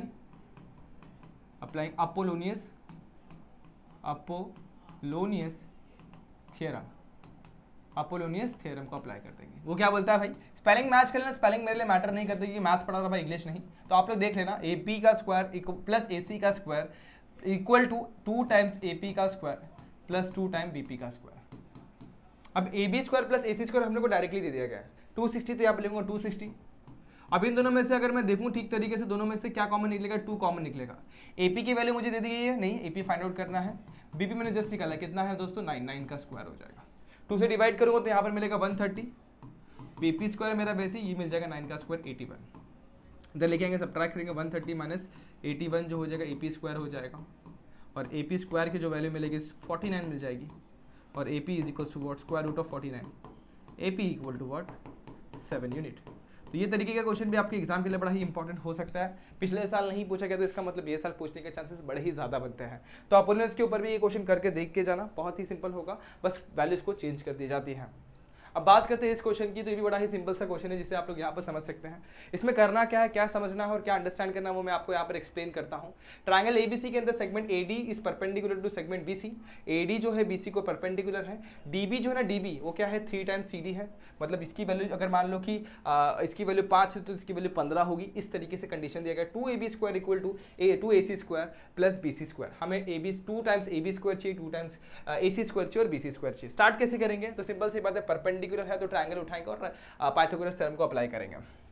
तो इन ट्रायंगल सबसे पहले ADB लेता हूँ। ADB एंगल D की वैल्यू कितनी है, 90 डिग्री है, तो वो हिसाब से पाइथागोरस थ्योरम अप्लाई कर देंगे। AB का स्क्वायर इक्वल टू AD का स्क्वायर प्लस DB का स्क्वायर। क्या यहाँ तक की बात समझ में आई आप लोग को बच्चों? लेकिन रिक्वायरमेंट देखो क्या है, मुझे ये 2ab² चाहिए, तो मैं क्या करूँगा, पूरे इक्वेशन को मल्टीप्लाई बाय 2 कर दूंगा, तो मिलेगा 2ab² equal to 2ad² plus 2 times db का स्क्वायर, 2 टाइम्स db का स्क्वायर हो जाएगा। इसे पकड़ता है इक्वेशन नंबर 1। क्या सिमिलरली मैं ADC के अंदर भी अप्लाई कर सकता हूँ सेम, तो in triangle ADC angle D equal to 90 degree, therefore कौन सा थ्योरम, पाइथागोरस थ्योरम आप लोगों को लिखना है, पाइथागोरस थ्योरम आप लोग मेंशन करेंगे, यहाँ पर ही पाइथागोरस थ्योरम मेंशन करेंगे। मतलब क्या हो जाएगा बच्चों, सिंपल सी बात है, AC का स्क्वायर इक्वल टू AD का स्क्वायर प्लस DC का स्क्वायर। सिंपल है, DC बोलो CD बोलो एक ही बात है। AC का आप देखो सेम रिक्वायरमेंट क्या है, 2AC स्क्वायर, तो यहाँ पर लिखेंगे 2AC का square equal to what AD square plus क्या हो जाएगा DC स्क्वायर। अब DC स्क्वायर 2 से मल्टीप्लाई किया, यहाँ पर भी 2 से मल्टीप्लाई कर देना है, यहाँ पर मैंने क्या किया, मल्टीप्लाई बाय 2 के, इसे डाल दूंगा इक्वेशन नंबर 2। ठीक है बच्चों, अब क्या, अब चीज़ों को अपन मैनेज करना सीखेंगे, कैसे करेंगे अपन, क्या करेंगे वो यहाँ पर मैं भी आप लोगों को समझाने की कोशिश करता हूँ। सबसे पहली बात तो मुझे चाहिए क्या, देखो अगर मैं इसको यहाँ पर ले लूँ तो ये माइनस में हो जाएगा, मतलब 2ab² में से 2ac² सब्ट्रैक्ट होने वाला है, तो सिंपल सी बात वही करूंगा, इक्वेशन 1 में से सब्ट्रैक्ट करूंगा, सब्ट्रैक्टिंग इक्वेशन 2 फ्रॉम 1, 2 में से सॉरी 1 में से 2 को सब्ट्रैक्ट कर दूंगा, तो मतलब 2ab² माइनस 2ac² होगा, इधर पे क्या है 2ad² plus 2db² minus 2ad² plus 2dc²। जब सब्ट्रैक्शन होगा तो ब्रैकेट ओपन होगा, यहाँ पर तो 2ab² माइनस 2ac² को मैं वैसे रखता हूँ, 2ad² को भी वैसे रखता हूँ और 2db² को भी वैसे रखते, ब्रैकेट ओपन करूँगा तो 2ad² हो जाएगा माइनस 2dc² हो जाएगा। अब ये 2ad² कैंसिल, बच गया 2db² बच गया 2dc²। अब DC बोले तो CD बोले एक ही बात है, तो बस यहाँ पर मैं चेंज करके यहाँ पर वही लिखने लगा 2ab² minus 2ac² equal to what, equal to यहाँ पर क्या है 2db²। अब db की वैल्यू देखो, 2 को वैसे रखता हूँ, db क्या है, तो db जो है वो 3 टाइम्स CD है, यहाँ पर रखता हूँ 3 टाइम्स CD का स्क्वायर, और उसके बाद यहाँ पर क्या है बच्चों -2। अब DC बोलो CD बोलो एक ही बात है, तो 2CD² रख देता हूँ। अब बच्चे देखना, ध्यान देना, एकदम इजी चीज़ है। अब 3 का स्क्वायर जो होता है 9 होता है, और 9 को 2 से मल्टीप्लाई करेगा तो 18 हो जाएगा, तो 18 है CD² माइनस 2CD², 2 से सब्ट्रैक्ट कर दोगे तो 16 CD², that is the value of 2ab² minus 2ac²। बच्चों ये प्रूफ ही नहीं करना, फिर भी अपन यहाँ तक तो पहुंचे, बहुत अच्छी बात है। अब क्या सर 2 से डिवाइड कर दो, बिल्कुल मत करना, इसे पकड़ लो, इक्वेशन नंबर 3 पकड़ लो। अब देखते हैं आप लोगों को चाहिए क्या, यहाँ पर हमें चाहिए, देखो हमारे पास 2ab² है, ये इधर जाएगा तो क्या हो जाएगा 2ac² जाएगा, 16 CD² को अपने गायब करना है, और चाहिए क्या वहाँ पर bc² चाहिए। तो सिंपल सी बात है, एक स्टेप चाहिए तो और ले लो, एक स्टेप चाहिए तो और ले लो। क्या करना है मालूम है, यहाँ पर 2ab² को वैसे ही रखो, 2ac² को वैसे ही रखो, और यहाँ पर ये 16 पहले से 16 CD² को वैसे रखो। अब इसे पकड़ लो इक्वेशन नंबर 3, तो ज़्यादा अच्छा होगा आपके अंडरस्टैंडिंग के लिए। 16 CD² को गायब करना कैसे करेंगे, तो मुझे चाहिए BC, तो BC बना हुआ है CD प्लस BD के साथ, CD प्लस DB बोले या BD बोले एक ही बात है, मैं DB लिख देता हूँ, DB लिखा, ठीक है यहाँ तक। अब क्या, अब यहाँ पे बोला हुआ DB जो है 3 टाइम्स CD के बराबर है, तो DB जो होगा वो 3 टाइम्स CD के बराबर होगा, 3CD प्लस CD हो जाएगा 4CD, यानी BC जो होगा 4CD होगा, यानी कि BC का जो स्क्वायर होगा वो 16 CD का स्क्वायर हो जाएगा। फिर डालता इक्वेशन नंबर 4, और इक्वेशन 4 को मैं 3 में पुट करूंगा, मुझे मेरा आंसर मिल जाएगा। देयरफॉर इक्वेशन 3 बिकम्स क्या हो जाएगा 2ab² इक्वल टू 2ac², यहाँ पर क्या हो जाएगा, यहाँ पर हो जाएगा BC का स्क्वायर। इस तरीके से हमें हमारा सॉल्यूशन मिल जाएगा। तो ये था बड़ा ही सिंपल सा स्टेप, सॉल्यूशन और understanding of this concept. Simple सा आंसर था बच्चों, करना कुछ नहीं, जो चाहिए उसी के हिसाब चलना है, और जो हम लोग को दिया उसको फॉलो करना है। दोनों ट्रायंगल में राइट एंगल ट्रायंगल लगाओगे, बाद में दोनों में क्या 2 से मल्टीप्लाई करोगे, 2 का रिक्वायरमेंट था, सब्ट्रैक्ट करोगे कि एक नेगेटिव में चाहिए था, और उसके बाद आपने सिंप्लीफाई करना, तो अपने को यहाँ तक तो कोई दिक्कत से नहीं मिल जाएगा, आराम से मिल जाएगा। बस इसको देखना क्या चाहिए, इसकी जगह BC² चाहिए, तो BC की वैल्यू चेक करना, वो क्या होगा, BC होगा CD प्लस DB होगा, DB की वैल्यू 3 टाइम्स CD है, पुट किया तो 4CD, और स्क्वायरिंग किया तो BC² equal to 16 CD²। Squaring करने के बाद अगेन रिसब्स्टिट्यूट करेंगे यहाँ पर, तो कितना मिल जाएगा BC²। तो that is how we got our answer. इसका स्क्रीनशॉट ले लें ताकि आप लोग को एग्जाम के टाइम पे कोई दिक्कत ना हो। ये लिया बच्चों। चलिए आगे बढ़ते हैं, फटाफट से उसे भी कवर करते कंप्लीट करते हैं। हाँ, ये क्वेश्चन बड़ा ही कंफ्यूजिंग लगता है बच्चों को। करना क्या है इस क्वेश्चन में, हमें फाइंड करना है area of quadrilateral ABCD. ABCD जो दिख रहा है, अब बहुत ही ज्यादा चीजें इसके अंदर मैंने लिख के रखे तो आप लोग को शायद ना समझ में आ रहा हो, लेकिन मैं यहाँ पर इसको अलग से समझाने की कोशिश करूंगा अलग स्लाइड पे। ट्रैपेजियम एबीसीडी के अंदर एबी जो है वो सीडी को पैरेलल है। तो सबसे पहले नेक्स्ट स्लाइड में मैं जाता हूँ, ट्रैपेजियम एबीसीडी बना लेता हूँ, ये ऐसे बना लिया। अच्छा, थोड़ा बड़ा बना दो ताकि आप लोगों को सारी चीजें दिखनी भी तो चाहिए। तो यहाँ पर मैं सबसे पहले ये बनाता हूँ, ये बनाता हूँ, इसको ज्वाइन करता हूँ, इसको ज्वाइन करता हूँ, एक्स्ट्रा पार्ट को मैं रफ कर दूंगा। ठीक है, एक सेकेंड, थोड़ा सा और अच्छे तरीके से बनाना चाहिए था। ये यहाँ पे जोड़ता हूँ, एक सेकेंड, यहाँ जोड़ देंगे। ओके, बहुत बढ़िया। इसके बाद यहाँ पर ओके चलेगा, आगे बढ़ते हैं। इधर पे क्या दिया हुआ, नीचे दिया हुआ ए बी सी डी और ए बी यहाँ पर है, सी डी यहाँ पर। ठीक है, उसके बाद यहाँ पे लिखता हूँ ए बी सी और डी लिख दिया। उसके बाद यहाँ पर इसको ज्वाइन किया हुआ है, इसको ज्वाइन किया हुआ है, इसको ज्वाइन किया हुआ है। ठीक है, ये बोल दिया हुआ है। अब देखो एक को ही ज्वाइन करता हूँ फिलहाल के लिए, बेटर अंडरस्टैंडिंग के लिए इतना ही ज्वाइन करता हूँ। ये मैं ज्वाइन कर देता हूँ। ठीक है, 90 है। अब क्वेश्चन में गिवन क्या दिया वो देखते हैं। इसको मैं ज्वाइन नहीं कर रहा, सेकंड लाइन को मैं ज्वाइन नहीं कर रहा ताकि कंफ्यूजन हो। हम लोगों को क्या बोल दिया, इन ट्रैपेजियम जो ए बी है वो सी डी को पैरेलल है। बी डी जो है ना, बी डी जो परपेंडिकुलर है ए डी को, और ए सी जो परपेंडिकुलर बी सी को। इसको अभी कहीं कर नहीं रहा, बाद में करूंगा। ए डी 15 है और बी सी भी क्या है, 15 है। तो चलो यहाँ पे चलेंगे। यहाँ पर क्या दिया हुआ, ये 15 दे दिया गया है, ये भी 15 दे दिया गया है। ठीक है, आगे बढ़ते हैं। उसी के साथ साथ हमें क्या दे दिया गया है, हम लोग को बेस ए बी की वैल्यू हम लोग को दे दी गई। कितनी दे दी गई बच्चों, ए बी मेरे पास है, कहाँ गया ए बी, मेरे पास कितना है 25 दे दिया गया है। तो यहाँ पे मुझे ये 25 भी दे दिया गया, पूरा बेस ना 25 सेंटीमीटर दे दिया गया। ठीक है, अब क्या करेंगे, चलो इसको समझेंगे। सबसे पहले मैं क्या निकालूंगा, डी बी की वैल्यू निकालूंगा। किसकी वैल्यू निकालूंगा, डी बी में निकालूंगा। और मेरे को मेरा आंसर कैसे मिलता है, चला देखना। डी बी कैसे मिलेगा, सिंपल सी बात है। आप लोग को कैसे मिलेगा डी बी, वो सोचने वाली बात है। कैसे निकालेंगे, सिंपल सी बात है। अगर ए डी बी ट्रायंगल में आओगे तो in triangle A D B में आ जाओ। देखो एक्चुअली हमें निकालना है क्या, ए बी सी डी का एरिया निकालना है। तो area of quadrilateral A B C D में यहां पर लिख देता हूं, A B C D actual में होता क्या है। अब ए बी सी डी का एरिया अगर निकालना है तो सिंपल सी बात है, ट्रैपेजियम का एरिया का फॉर्मूला आना चाहिए। अगर वो भी नहीं आता है कोई दिक्कत नहीं, आप उसको दो पार्ट में तोड़ेंगे, एक ट्रायंगल इधर का, एक ट्रायंगल इधर का, और बीच का जो बनेगा वो रेक्टेंगल। तो 3 पार्ट में टूटेगा और 3 पार्ट में आंसर आएगा। या फिर डायरेक्टली भी आप निकाल सकते हो, वो होता half into base 1 plus base 2 multiply by height. अब इनके बीच का हाइट मैंने अभी बनाया हुआ नहीं है, तो हाइट में बनाऊंगा थोड़ी देर बाद। तो यहाँ पे मान लो कि हाइट मैंने यहाँ पर बनाऊंगा, तो यहाँ पर मैं h लिख देता हूँ, हाइट लिख देता हूँ, और यहाँ पे लिखता हूँ बेस 1 प्लस बेस 2 लिखता हूँ। अब बेस 1 क्या है, बेस 1 नीचे वाला और बेस 2 ऊपर वाला। सारे वैल्यूज को वहां पे लिखूंगा, कोई टेंशन वाली नहीं है। बेस 1 की वैल्यू 25 है, बेस 2 हमारे पास अननोन है, तो बेस 2 भी हमें फाइंड आउट करना है। स्टार्ट कर देखो कैसे करना है। In triangle A B D के अंदर जाता हूं। तो सबसे पहले मुझे लगाना पड़ेगा पाइथागोरस थ्योरम, यानी कि क्या, ए बी का square equal to A D का स्क्वायर प्लस डी बी का स्क्वायर। यहाँ पे लिखना बाय पाइथागोरस थ्योरम, ये आपको लिखना है। यहाँ पर ए बी का स्क्वायर यानी 25 का स्क्वायर, ए डी का स्क्वायर 15 का स्क्वायर, और डीबी का स्क्वायर, डीबी है हमारे पास नहीं है। ठीक है, 25 का स्क्वायर जो होता है वो 625 होता है, 15 का स्क्वायर जो होता है 225 होता है, और डीबी का स्क्वायर वैसे ही रहेगा। तो लेके जाकर सब्ट्रैक्ट करेंगे, तो सिंपल सी बात है, सब 625 में से 225 सब्ट्रैक्ट कर दोगे तो डीबी की स्क्वायर की वैल्यू मिलेगी, यानी कि 400 मिल जाएगा। देखो 600 में से 200 जगह 400 बचता है, और स्क्वायर रूट लेंगे तो डीबी की वैल्यू जो मिलेगी वो मिल जाएगी 20। अब सेंटीमीटर वेंटीमीटर दिया है कि पहले वो चेक कर लो, अगर नहीं दिया हो तो अपन यूनिट लिखेंगे। यहाँ पे सेंटीमीटर नहीं दिया तो यूनिट लिखेंगे, यूनिट। तो यहाँ पे मैंने लिख देना यूनिट।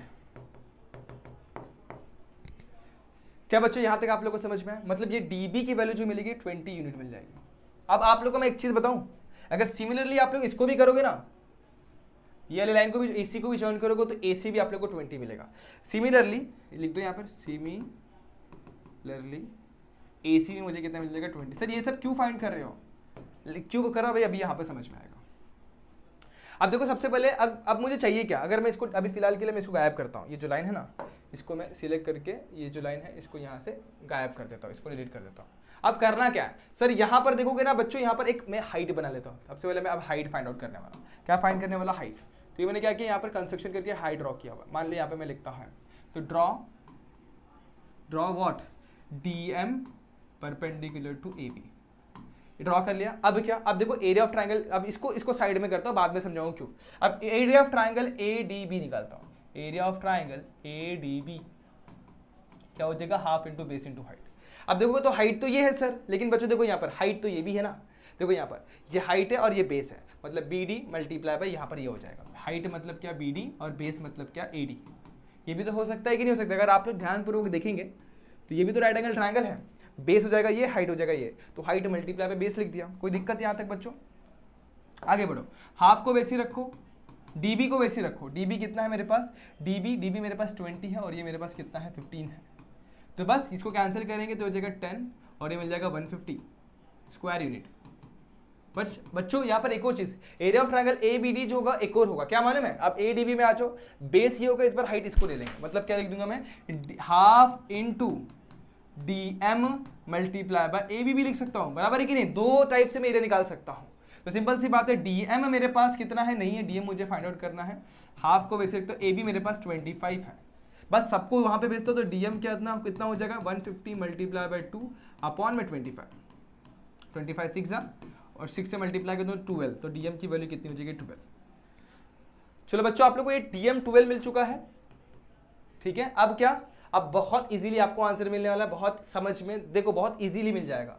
अगर आप लोग को ज्यादा कॉम्प्लिकेटेड नहीं करना है तो बस यहाँ पर एक और चीज करो, इसमें एक बार फिर से पाइथागोरस थ्योरम निकालो तो आपको ये बेस मिल जाएगा। बस अब देखो यहाँ पर मैं लगाता हूँ, in triangle A M D, in triangle A M D, in triangle A M D, Pythagoras theorem लगाएंगे उसमें, अगेन बाय पाइथागोरस थ्योरम। तो हम लोग क्या मिल जाएगा? ए डी का square is equals to what? A M square plus G M square. Pythagoras theorem को अप्लाई करें बच्चों, ठीक है। अब एडी का स्क्वायर जो है ना बच्चों, हम लोग के पास 15 है, तो 15 का स्क्वायर। एम मेरे पास कितना है नहीं मालूम मुझे, मेरे पास है नहीं, लेकिन मेरे पास डीएम जस्ट निकाला कितना? 12 का स्क्वायर है। तो देखो यहाँ पर अगर मैं इसको सिंप्लीफाई करता हूँ तो देखो 12 का स्क्वायर होता है 144, 225, तो 225 में से अगर 144 को सब्ट्रैक्ट करता हूँ तो यहाँ पर मुझे मिल जाएगा बच्चों, कितना मिल जाएगा? 81 मिल जाएगा। यानी एम की स्क्वायर की वैल्यू मिली 81, इंप्लाई ये करता है एम मुझे मिल जाएगा 9। अब देखो यहाँ पर ये मेरे पास 9 आ गया। अब मैंने बताया इस साइड का जो फिगर है वो एग्जैक्टली इसका मिरर इमेज है, मतलब क्या? ये जो साइड है ना ये भी 20 होगा पूरा का पूरा, और यहाँ पे अगर मैं ड्रॉ करता हाइट, यहाँ पे n लिखता हूँ तो ये भी कितना होगा? 9 ही होगा, ठीक है। तो यहाँ पर बस बाकी सारी चीजें आप लोग सिमिलरली लिखेंगे। क्या लिखेंगे? सिमिलरली एनबी भी कितना होगा? 9 सेंटीमीटर होगा, 9 यूनिट होगा, सेंटीमीटर नहीं होगा, 9 यूनिट होगा। यूनिट सेंटीमीटर लिख दिया शायद मैंने, यूनिट लिखो यहाँ पर भी यूनिट लिखो, तो यूनिट हो जाएगा, 9 यूनिट हो जाएगा। उसके बाद क्या बच्चों? अब देखो यहाँ पर ये 9 यूनिट है, ये 9 यूनिट है, टोटल 25 है, तो यहाँ से यहाँ तक का डिस्टेंस कितना हो जाएगा? सिंपल है कि नहीं? अगर आप लोग के पास बाकी सारे डिस्टेंस तो आप लोग आराम से इसको निकाल सकते हो। वो कैसे निकालेंगे? बड़ा ही सिंपल है, 9 9 18 में से 25 सब्ट्रैक्ट कर दोगे तो बच जाएगा 7, तो ये मिल जाएगा हम लोग को 7 यूनिट मिल जाएगा। अब क्या? अब देखो आप लोगों का दो तरीका है, एक तो ये area of triangle base, area of quadrilateral लगाओ, half into base 1 multiply base 2 multiply height हो जाएगा, या सिंपली आप लोग ना ये ट्रायंगल का एरिया निकालो, ये ट्रायंगल का एरिया निकालो प्लस ये रेक्टेंगल का एरिया निकालो, you will get your solution. तो मैं कैसे करूंगा? अब देखो ये 7 है तो ऑब्वियसली देखो ये रेक्टेंगल बन चुका है, ये परपेंडिकुलर है, ये परपेंडिकुलर है, तो ऑब्वियसली ऊपर भी परपेंडिकुलर ही होगा, क्योंकि पैरेलल लाइन के ऊपर कोई भी दो परपेंडिकुलर बनाएंगे तो ये परपेंडिकुलर ही होगा, मतलब ये 7 तो ये भी 7 सेंटीमीटर मिल जाएगा। अब आप लोग को पता है तो सिंपल सी बात है, देयरफॉर क्या हो जाएगा? मैं लिखता हूं यहाँ पर mn equal to DC, mn और dc दोनों भी इक्वल होंगे कि नहीं होंगे? क्योंकि सिंपल सी बात है, और उनकी वैल्यू क्या है कि 25 में से 9 और 9 को दो बार सब्ट्रैक्ट करेंगे, यानी कि 7 यूनिट मिल जाएगा। बस इसमें पुट करना है, तो therefore area of quadrilateral A B C D जो होगा वो क्या हो जाएगा? वो हो जाएगा half into base 1 plus base 2 multiply by height. अब बेस 1 जो है यहाँ पर देखो पूरा एक साथ निकाल रहे हैं, बेस 1 जो 25 है, बेस 2 7 है, यहाँ पे लिखो 25 प्लस 7 लिख दो। उसके बाद हाइट कितना आया? हाइट मतलब ये 12, तो यहाँ पे लिख देंगे अपन 12, इसे कैंसिल कर दूंगा आप मैं 7 से 6 से, और उसके बाद बचेगा ये 32 मल्टीप्लाई बाय 6, तो 6 2 ज़ा 12, 1 यहाँ पे 6 3 ज़ा 18 1 19 सेंटीमीटर स्क्वायर। इस तरीके से आप लोग को ये आंसर मिल जाता है। तो दोस्तों बड़ा ही सिंपल स्टेप था, आप लोगों को करना कुछ नहीं था, एक हाइट फाइंड आउट करना था और एक ये वैल्यू फाइंड आउट करनी थी। अगर आपने ये दो चीजें निकाल ली तो आपको आपका सोल्यूशन बड़े ही आराम से मिल जाता है। ये बड़ा ही सिंपल सा क्वेश्चन है जो आप लोगों ने अभी यहाँ पर सिंप्लीफाई किया, बस थोड़ा सा लेंदी जरूर हो सकता है, अंडरस्टैंडिंग के लिए टाइम लग सकता है, लेकिन आप लोग थोड़ा स्टेप वाइज मैनर में जाएंगे तो ये क्वेश्चन भी एग्जाम में अटेम्प्ट कर सकते हैं। अब आगे बात करते हैं इस क्वेश्चन की। बड़ा ही सिंपल क्वेश्चन है, इसमें ज्यादा कुछ दिया हुआ नहीं था, इसलिए मैं इसको भी सॉल्व करके रखा हुआ टाइम बचाने के लिए। अब करना क्या है इस क्वेश्चन में, हमें दिया हुआ X Y parallel to AC, X Y parallel to AC मतलब जो दो ट्रायंगल दिख रहे हैं दोनों भी क्या होंगे? सिमिलर होंगे। वो ट्रायंगल कैसे? A B C and triangle X B Y दोनों भी क्या होंगे? सिमिलर होंगे। अब वो कैसे होंगे, वो क्या होंगे, मैं आप लोगों को आगे एक्सप्लेन करता हूं, लेकिन पहले चीजों को समझो। हमें क्वेश्चन में फाइंड क्या करना है और गिवन क्या दिया हुआ है। हमें दिया हुआ है 2x = 3bx, 2 times ax, ax की तरह ये रहा, is equal to 3 times B X ये रहा। इसको सॉल्व करने के मल्टीपल मेथड्स हो सकते हैं। अगर मैं यहाँ पर अगर अच्छे तरीके से आप लोगों को समझाने की कोशिश करूँ, यहाँ पर बेसिकली समझाने की कोशिश करूँ तो 2ax is equal to 3bx जो दिया हुआ है ना उसको समझते हैं। इसका मतलब क्या, इसका मतलब ये है कि ax अपॉन में bx जो है वो क्या है 3 अपॉन में 2 है। बात समझ में आ रही है? अब क्या, अब इसी चीज को मैं यूटिलाइज करके क्या फाइंड करूंगा मालूम है, ए बी फाइंड आउट करूंगा, क्योंकि मैं ट्रायंगल ए बी सी को यानी ये वाले ट्रायंगल को सिमिलर प्रूफ करने वाला हूं दूसरा ट्रायंगल जो छोटा वाला ट्रायंगल दिख रहा है ना आपको, इस ट्रायंगल के साथ मैं सिमिलर प्रूफ करने वाला हूं। इस ट्रायंगल के साथ मैं सिमिलर प्रूफ करने वाला। ट्रायंगल का नाम ऐसे कलर तो चेंज ही नहीं हो रहा है भाई, क्या हो रहा है ये, अच्छा मेरे को मार्कर चेंज करना पड़ेगा लगता है, ओके कोई बात नहीं। तो यहाँ पर देखोगे ना, यहाँ पर ये इसको मैं चेंज करता हूँ, यहाँ पर ले लेते हैं और इसको मैं चेंज करके व्हाइट में ले लेता हूँ, ठीक है। तो अगर मैं दूसरा ट्रायंगल की बात करूँ तो ये अंदर ट्रायंगल दिख रहा है आप लोग को, ये वाला ट्रायंगल को दोनों को सिमिलर प्रूफ करना है। अब वो करेंगे कैसे, तो A B C and X B Y को मैं कैसे प्रूफ करूँगा सिमिलर, वो मेरे को प्रूफ करना है, मतलब मुझे चाहिए रहेगा उसके कंटेंट चाहिए होंगे। तो ए बी सी के अंदर मेरे पास ए बी नहीं है, बट एक्स बी वाई के अंदर मेरे पास बी एक्स का रिलेशन है, तो उस चीज़ को मैं यहाँ पे अंडरस्टैंड करके आगे बढ़ूंगा। अब जरा ध्यान दूंगा तो इस हिसाब से ax की जो वैल्यू होती है वो होती है 3 टाइम्स x होती है, अगर x में कॉमन मल्टीपल लेता हूँ, और bx जो होगा वो क्या होगा 2x हो जाएगा।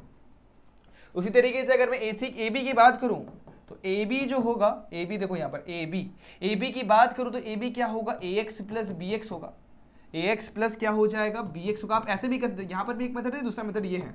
तो ax की वैल्यू कितनी मेरे पास 3x है, bx की वैल्यू मेरे पास कितनी है 2x है, तो वो हिसाब से ab जो होगा वो 5x हो जाएगा, 5 टाइम्स x हो जाएगा। अब मैं क्या करूंगा, इतना कर लूंगा, उसके बाद मुझे मेरा आंसर निकालने बड़े ही इजीली आने वाला है। अब मैं क्या करूंगा, दोनों ट्रायंगल को सिमिलर प्रूफ करूंगा और करस्पॉन्डिंग साइड को रेशियो में ले लूंगा। अब मुझे क्वेश्चन में दिया क्या हुआ है उसको समझूंगा। मुझे एक्स वाई की वैल्यू 9 दी गई है, एक्स वाई मेरे पास 9 है, मुझे AC फाइंड करना है, ये 9 दी गई है, मुझे फाइंड आउट करना है। तो बस मैंने करस्पॉन्डिंग साइड को रेशियो में लेना है, कैसे AB अपॉन में XB, BC अपॉन में BY एंड उसके बाद AC अपॉन में XY। तो ये मैंने ले लिया। मुझे चाहिए क्या, मुझे चाहिए AC, तो AC वाला पार्ट उठा लेना है, मतलब ये पार्ट चाहिए। मुझे दिया क्या हुआ, मुझे AB दिया हुआ, तो AB वाला पार्ट ये रहा, तो ये दोनों को मैं उठा लूंगा और दोनों को इक्वल लिखूंगा, ठीक है यहाँ तक। अब देखो बहुत सारे बच्चों के मन में सर सिमिलर कैसे प्रूफ किया, तो आपने बताया नहीं भाई, दो ट्रायंगल सिमिलर कैसे, कॉमन एंगल है दोनों में एक, और दूसरा पैरेलल लाइन के बीच में जो एंगल बनता है वो करस्पॉन्डिंग एंगल से इक्वल होता है। सिंपल सी बातें बताने की जरूरत नहीं थी, मेरे हिसाब से आप सभी को आ रहा होगा, वो आप लोग कर सकते हैं। ये दोनों साइड को मैंने इक्वल लिया, उसके बाद क्या बच्चों AB की वैल्यू अगर आप लोग देखें यहाँ पर देखो, मैंने इसको यहाँ से वापस से लिखना है, तो AB अपॉन में XB is equals to what AC upon में XY। AB की वैल्यू 5x है और XB मेरे पास कितना है, XB बोले तो B, वो मेरे पास 2x है। AC मेरे पास है क्या, हाँ जी बिल्कुल है, AC मेरे पास है, नहीं फाइंड आउट करना है। XY मेरे पास 9 है, ये x कैंसिल, 9 को उधर लूंगा, 9 5 45, 45 डिवाइडेड बाय 2 हो जाएगा 22.5, तो AC की वैल्यू जो होगी 22.5 होगी। अब यूनिट लिखना ना भूले, यहाँ पे सेंटीमीटर दिया नहीं तो 25.5 यूनिट हो जाएगा। इस तरीके से आप इस क्वेश्चन को सॉल्व कर सकते हैं, दो वे से मैंने बताया हुआ है। आप आइदर ये कॉमन मल्टीपल वाले मेथड से कर सकते हैं या फिर कॉम्पोनेंटो, इधर पे जो मैंने अप्लाई किया वो कॉम्पोनेंटो है, कॉम्पोनेंटो से भी कर सकते हैं। ये थोड़ा कंफ्यूजिंग होता है इसलिए मैंने वो मेथड आप लोग को समझाया हुआ है, तो आप लोग आराम से इस चीज़ को कर सकते हैं। बेसिकली ये बड़ा ही सिंपल सा मेथड है जो आप लोग ने यहाँ पे अंडरस्टैंड किया हुआ है। तो इसका स्क्रीनशॉट लें, इसको मेथड 2 यहाँ से यहाँ तक जो है ना, इसको मेथड 2 डाल देता हूँ, मेथड 2, और ये जो पार्ट था ना, ये पार्ट मेथड 1 के अंदर भी आप कंसिडर कर सकते हैं। बात करता हूँ अगले क्वेश्चन की, ये भी बहुत ही सिंपल क्वेश्चन है। अब देखो ये कंस्ट्रक्शन का पार्ट है, जब भी दो ट्रायंगल कॉन्ग्रुएंट दिए रहेंगे तो अपन क्या करते हैं, दोनों ट्रायंगल में से एक का साइड अपने को दिया रहता है, दोनों ट्रायंगल अपने को कंस्ट्रक्ट करने रहते हैं। पहला ट्रायंगल तो कंस्ट्रक्ट कर लेंगे, उसका गिवन वैल्यूज दिया होता है, but second values second values को अपन कैसे फाइंड आउट करेंगे वो मेथड मैंने यहाँ पर समझाया हुआ है। अगर दो ट्रायंगल सिमिलर हैं तो उनका रेशो दिया गया है, तो उसका इस्तेमाल करके अपन लिख सकते हैं ट्रायंगल PQR LTR सिमिलर है, यानी PQ अपन में LT, QR अपन में TR एंड PR अपन में LR।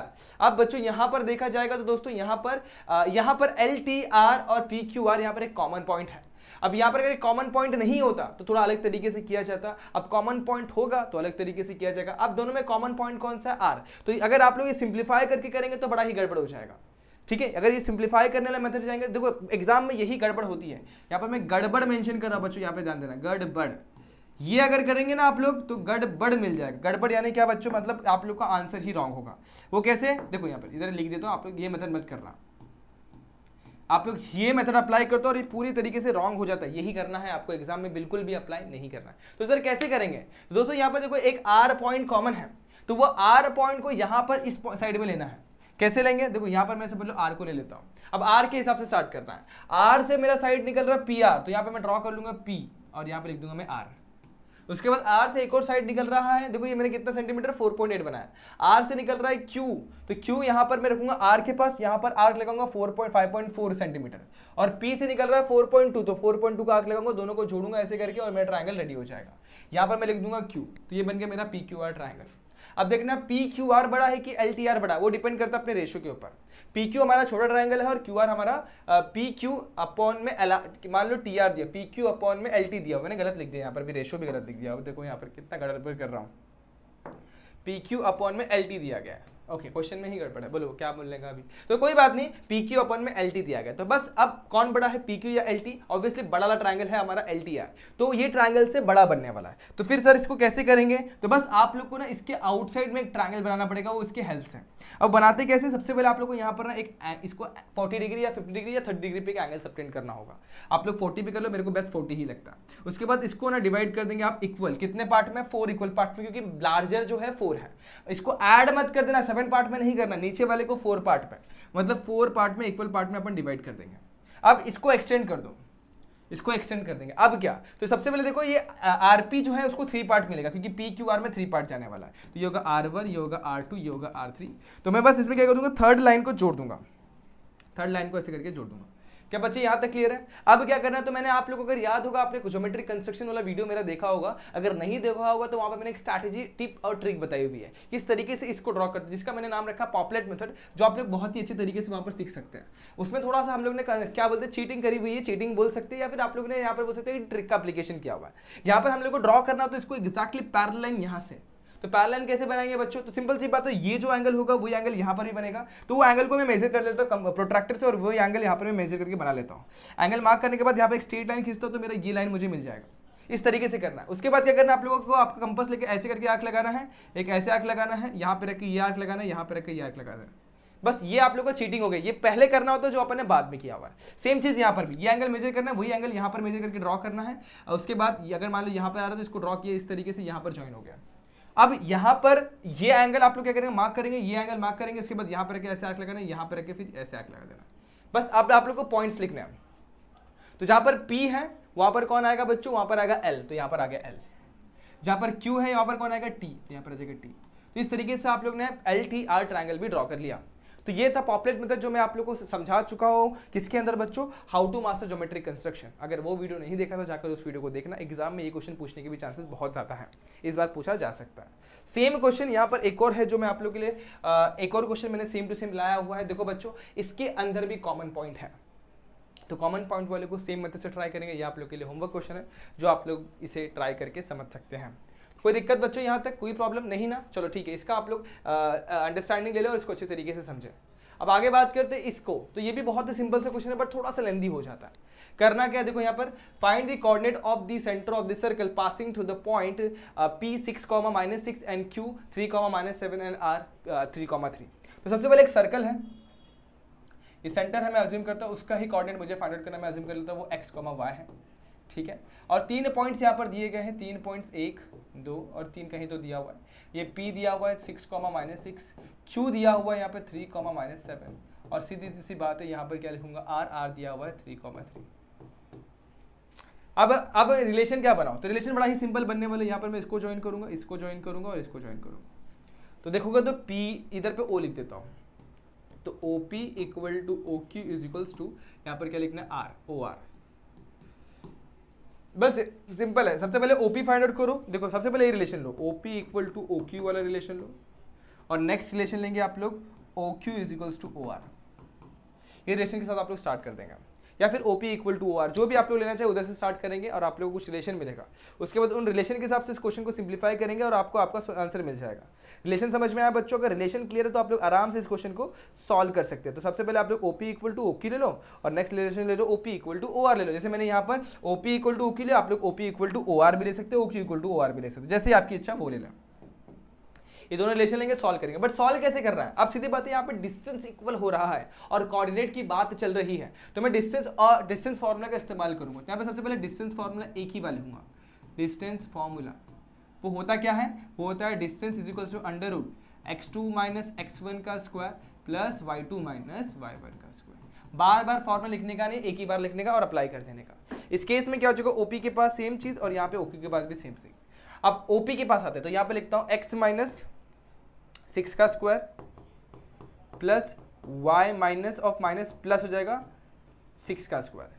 उसी तरीके से प्लस माइनस 6 है ना, इसके बाद इसके पास आते हैं ओ क्यू है ना, तो यहाँ पर आएगा x माइनस 3 का square plus y minus of minus 7 का स्क्वायर, माइनस माइनस प्लस 7 का स्क्वायर। दोनों साइड स्क्वायरिंग करेंगे, रूट और ये गायब, ये हो जाएगा x स्क्वायर माइनस 12x और हो जाएगा 36, y square plus 12y plus 36।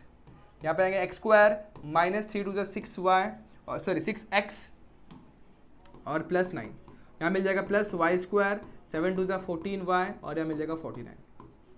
ठीक है, इसको सिंप्लीफाई करेंगे तो आप लोग को इक्वेशन मिलेगा कैसे, यहाँ से एक्स स्क्वायर, यहाँ से एक्स स्क्वायर कैंसिल, और क्या यहाँ से वाई स्क्वायर, यहाँ से वाई स्क्वायर कैंसिल। आगे क्या आपको चीज़ों को बहुत ही सॉर्टेड फॉर्म में लेके जाएंगे। देखो ये माइनस 12x है, ये 14, ये यहाँ पर क्या है, ये 6x प्लस माइनस में, यहाँ पे आएगा तो प्लस में हो जाएगा, तो माइनस 12 प्लस 6 हो जाएगा माइनस 6x। उसी तरीके से प्लस 12y है प्लस 14y को यहाँ पे लेंगे तो माइनस 14y का 12 माइनस 14 करेंगे तो माइनस 2y मिल जाएगा। उसी तरीके 36 72 होता है, तो 72 में से अगर हम लोग और इसको ऐड करेंगे 72 उस साइड लेके जाएंगे और 49 प्लस इसको ऐड कर देंगे तो कितना हो जाता है 56 57, 9 ऐड कर देंगे तो 58 हो जाएगा, 58 माइनस 72 करेंगे तो 72 में से अगर 52 को माइनस करता हूँ तो यहाँ पर बचेगा मेरे पास 2, यहाँ पर बचेगा मेरे पास 2 4 और यहाँ पर बच जाएगा मेरे पास 10, मतलब 14 बच जाएगा, 14 बच जाएगा माइनस साइन के साथ। अब पूरे इक्वेशन को मैं माइनस 2 से डिवाइड कर देता हूँ, माइनस 2 से डिवाइड करूँगा तो मिलेगा मुझे 3x plus Y equal to 7। तो क्या आप लोग को ये इक्वेशन समझ में आया बच्चों, ये समझ में आया क्या मिलेगा 3x plus Y equal to 7। और मैं सिमिलरली इसको भी आप लोग को बता देता हूँ, आप लोग सिमिलरली इसको भी सॉल्व करेंगे तो मैं डायरेक्टली इसका आंसर बता देता हूँ, यहाँ मिलेगा 3x minus 9y equal to 27 मिल जाएगा। ये तो दोनों इक्वेशन अगर आप लोग को क्लियर है तो आप लोग बस अब इसको सिंप्लीफाई कर दो, इसे डालो इक्वेशन नंबर 1 और इसे डाल दो इक्वेशन नंबर 2। इक्वेशन 1 और 2 को सिंप्लीफाई कर दो, you will get a solution. देखो कैसे सिंप्लीफाई करना है, सबसे पहले दोनों में से कोई भी एक क्वांटिटी इक्वल होनी चाहिए। देखो x वाला क्वांटिटी इक्वल है तो दोनों को सब्ट्रैक्ट करता हूँ, सब्ट्रैक्टिंग 2 फ्रॉम 1, तो ये हो जाएगा 3x minus 9y equal to 27 और इसमें किसको इसको सब्ट्रैक्ट करें 3x plus Y equal to 7 में सब्ट्रैक्ट कर रहे हैं, सब्ट्रैक्ट करेंगे सब्ट्रैक्ट करेंगे सब्ट्रैक्ट करेंगे, सिंबल चेंज हो जाता है, बस यहाँ पर 3x कैंसिल हो जाएगा, यहाँ पर जाएगा ये 10y हो जाएगा और यहाँ पे मिलेगा मुझे -20, यानी y की वैल्यू जो मिलेगी वो -2 मिल जाएगी। y की वैल्यू -2 आप लोग पुट कर दो पहले इक्वेशन नंबर 1 में, तो इक्वेशन नंबर 1 में पुट करेंगे तो putting y equal to -2 in 1 तो 3x -2 equal to 7, 3x is equal to 9, 2 उधर जाएगा तो x की वैल्यू 3 मिल जाएगी। तो सेंटर जो है ना हमारा ओरिजिन, सेंटर का जो कोऑर्डिनेट जो आएगा x, y की वैल्यू जो आई हमारे पास, x की वैल्यू मेरे पास कितनी है 3 और y की वैल्यू कितनी -2, that is the coordinate of the centre of the circle. तो बस आप लोगों को कंडीशन का इस्तेमाल करने आना चाहिए, इसको भी सिंप्लीफाई करना होगा, जैसे मैंने इसको सिंप्लीफाई किया सेम वे से इसको सिंप्लीफाई करें और आप लोग को आपका आंसर मिल जाएगा। तो आप लोग को इस तरीके से इस क्वेश्चन के साथ डील करना है, जो कि क्या आप लोग को फाइंड आउट करना है, जो कि आप लोग को फाइंड आउट करना है, सिंपल सी बात है, सेंटर ऑफ द सर्कल। देखो रिलेशन एक ही बनेगा, रेडियस इक्वल होते हैं, OP is equal to OQ is equal to OR, तो एक बार OPQ इक्वल टू OP लेंगे और एक बार OP इक्वल टू OR लेंगे और आप लोग सिंप्लीफाई करके आंसर निकाल सकते हैं। तो ये था आप लोग का बड़ा ही इंपॉर्टेंट, बड़ा ही सिंपल सा क्वेश्चन जिसे आपने फ्यू मिनट्स के अंदर किया हुआ है। आगे बात करेंगे एक और क्वेश्चन बड़ा ही सिंपल सा, ट्रिग्नोमेट्री। जिन बच्चों को ट्रिग्नोमेट्री से डर लगता है वो यहाँ पे ध्यान देंगे। अच्छा मैं फिर से बताना चाहता हूँ हाउ टू मास्टर ट्रिग्नोमेट्री, ये वीडियो अगर आपने नहीं देखा हो तो उसको जाकर जरा जरूर देखना, उसे आप लोग 2x मोड पर देखना ताकि आप लोग को ट्रिग्नोमेट्री के सारे बेसिक फंडेज, सारे बेसिक कंसेप्ट जो आप लोग को बहुत अच्छे तरीके से समझ में आ जाए। अब इसकी बात करता हूँ यहाँ पर, तो इसे सॉल्व कैसे करेंगे। LHS के साथ स्टार्ट करो, यहाँ पर क्या sec cube sec raise to 6x है माइनस 10 रेस टू 6x है।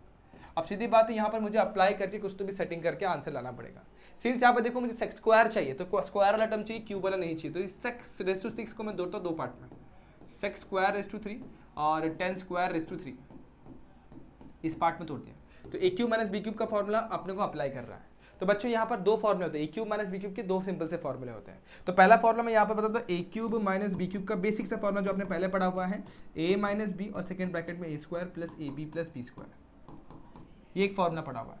दूसरा फॉर्मूला ये बड़ा इंपॉर्टेंट है जो आप लोग ने पहले पढ़ा लेकिन आप लोग को याद नहीं होता है, वो होता है ए क्यूब माइनस बी क्यूब का फॉर्मूला जो होता है, माइनस है यहाँ पर, ओके, ए क्यूब माइनस बी क्यूब का जो फॉर्मूला होता है जो आप लोग को पहले भी यहाँ पर पता होना चाहिए, वो आप लोग यहाँ पर इस तरीके से याद रख सकते हैं। कैसे, देखो यहाँ पर वो फॉर्मूला होता है A minus b whole cube, ठीक है। उसके बाद उसके बाद यहाँ पर क्या आएगा दोस्तों, देखो यहाँ पर अगर मैं फॉर्मूला याद कराना चाहूँ तो ऐसे याद करता हूँ मैं, a minus b whole cube का फॉर्मूला पहले याद करता हूँ। वो होता है a cube minus 3a square b plus 3ab square plus b minus B cube.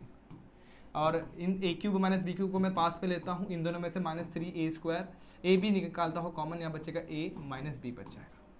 बस इसी में से मैं फॉर्मूला बना लेता हूँ। मुझे क्या चाहिए, a cube minus B cube, तो उसको यहीं पे रखूँगा, इसको उठा के यहाँ पे ले लूँगा, तो ये जगह प्लस 3ab ब्रैकेट में जगह a माइनस बी।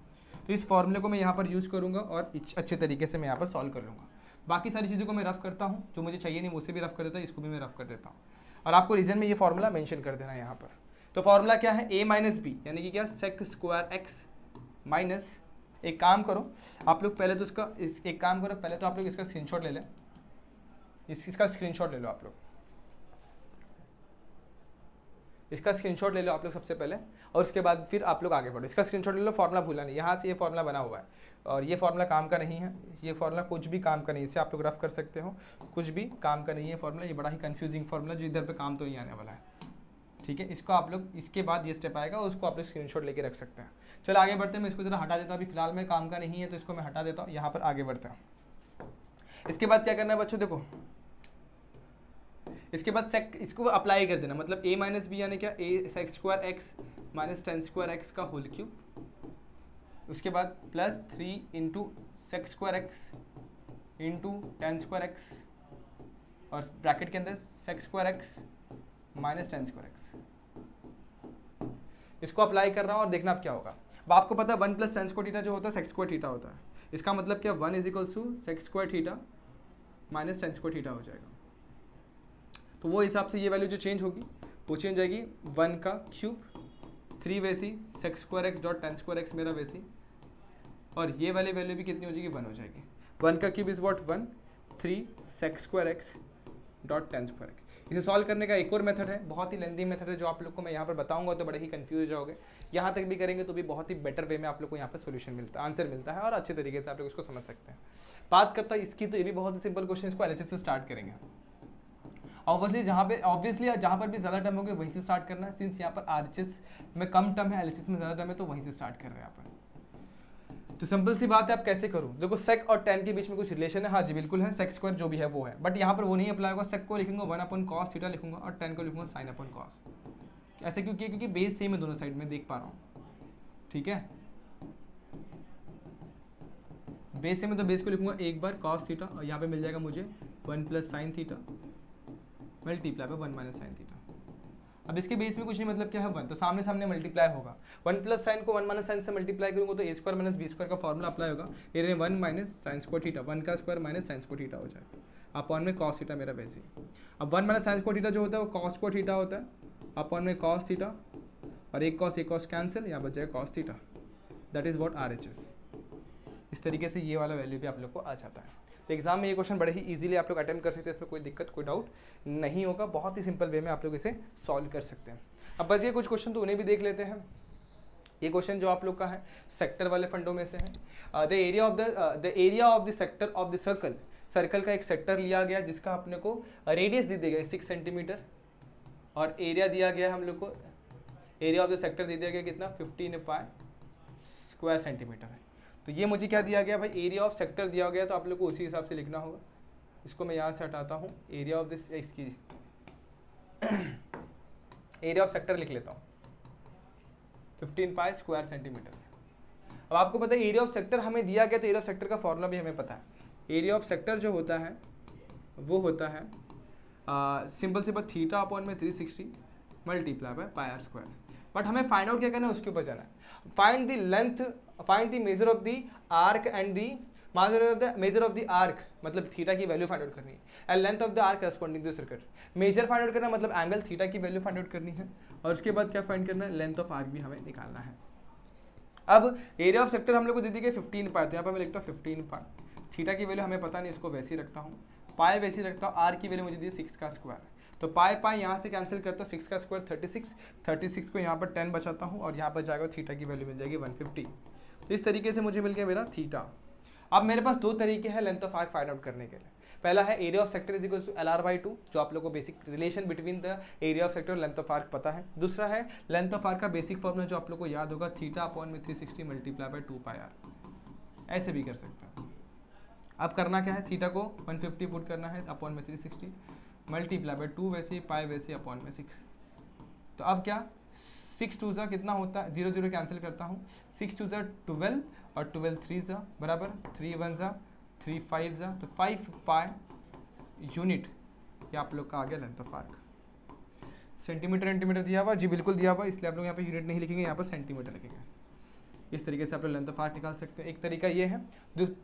मेथड 2 जो यहाँ पर मैं लिख रहा हूँ, मेथड 2 क्या होगा, एरिया ऑफ सेक्टर जो होता है उसके बीच में रिलेशन होता है। एरिया ऑफ सेक्टर जो होता है वो होता है थीटा अपॉन में, सॉरी वो क्या होता है, l r, l into r by 2। L मतलब लेंथ ऑफ आर्क, ये आपने को दिया 15, कितना दिया गया 15 पाई, एल वैसी आर की वैल्यू दी 6 अपॉन में 2, 2 3 ज़ा 3 1 ज़ा 3 5 ज़ा, लेंथ ऑफ आर्क जो होगा 5 पाई सेंटीमीटर होगा।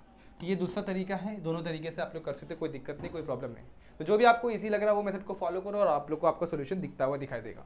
अगर आप लोग चाहें तो इन सारे क्वेश्चन को बड़े ही इजी वे में कर सकते हैं, और अगर आप लोग बाद में देख रहे होंगे तो इसको प्रीमियर में नहीं देखा होगा तो आप लोग इसको 2x मोड पे जरूर देखना, ताकि आप लोग को सारे क्वेश्चन क्लियर हो जाए।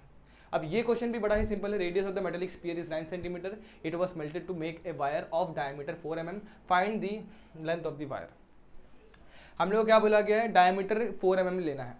तो सिंपल सी बात है, अगर डायमीटर 4 mm है तो रेडियस कितना होगा वायर का, रेडियस हो जाएगा 2 mm। ठीक है, अब क्या हो गया है, metallic sphere ball, spherical ball से बनाया गया, मेटल के स्फीयर स्पेरिकल बॉल जिसका रेडियस हमें 9 सेंटीमीटर दिया गया है। तो ये स्फीयर के लिए अज्यूम करता हूँ और ये वायर के लिए अज्यूम करता हूँ। अब वायर को सीधी बात है लंबा फॉर्म में बनाया जाता है, अगर मैं इसको खड़ा कर दूँ तो सिलेंड्रिकल फॉर्म में ही होगा। तो इस केस में मुझे length of wire find out करना, मतलब क्या h, यही मेरा लेंथ ऑफ वायर मैं अज्यूम करता हूँ h है, ये फाइंड आउट करना है। अब सीधी बात है, दोनों के केस में एक सिंपल सा फंड है जो आपने पहले भी क्वेश्चन देखा, उसके जैसे ये क्वेश्चन है। मैं अगर मेटेलिक बॉल को मेल्ट करता हूँ तो जितना वॉल्यूम मेरे मेटेलिक बॉल का होगा उतना ही वॉल्यूम मेरे किसका होगा, सिंपल सी बात है, इस वायर का भी होगा। तो सिंपल सी बात है, मैं यहाँ पर वही चीज़ लिखूंगा, volume of wire equal to volume of metallic ball. Spherical metallic spherical ball भी लिख सकते हो, स्पेरिकल बॉल, स्पेलिंग देख लेना, कोई दिक्कत नहीं है।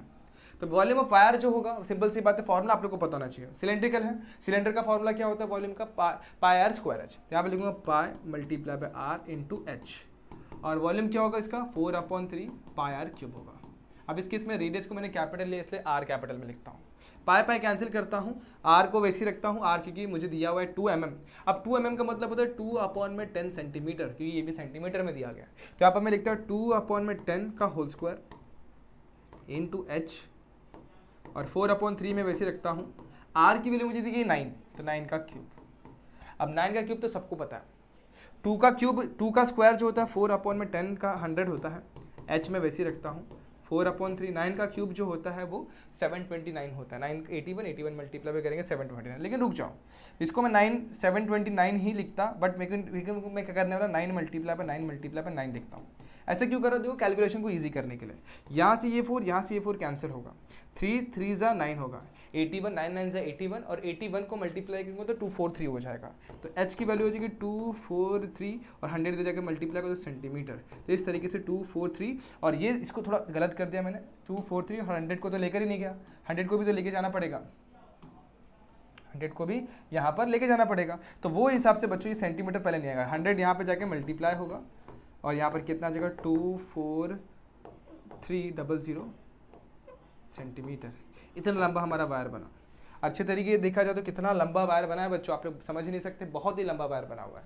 बस इतने 9 सेंटीमीटर का जो रेडियस था, 9 सेंटीमीटर मतलब इतने बड़े वायर से 24300 इतना लंबा वायर बनाया जा सकता है। बेसिक सी बात है। तो इसी प्रॉपर्टी को अगर साइंस के अंदर पढ़ा जाए तो इसी प्रॉपर्टी को अपन डक्टिलिटी भी कहते हैं, जो आप लोग ने यहाँ पर मैथ्स के अंदर सॉल्व करा है, इसके ऊपर क्वेश्चन। तो मैंने ये बता रहा हूँ कि सारे सब्जेक्ट इंटर रिलेटेड है, आप लोग बेसिक कॉन्सेप्ट को समझो, मैथ्स को समझो। मैथ्स जो है ना बहुत ही इंपॉर्टेंट होता है फॉर लाइफ लॉन्ग लर्निंग, जब सिंपल सी बात बोलूंगा, और जो आप लोग को यहाँ पर समझ में आ गया रहेगा। तो मल्टीपल क्वेश्चन सॉल्व किए, सारे क्वेश्चन को आप लोग ने स्क्रीनशॉट वगैरह लिया होगा। अगर आप लोग बाद में देख रहे होगे तो इसको क्या करना है आप लोग को, इसको आप लोग को 2x मोड पर देखना, ताकि सारे बेसिक से क्वेश्चन बहुत ही अच्छे तरीके से क्लियर हो जाए।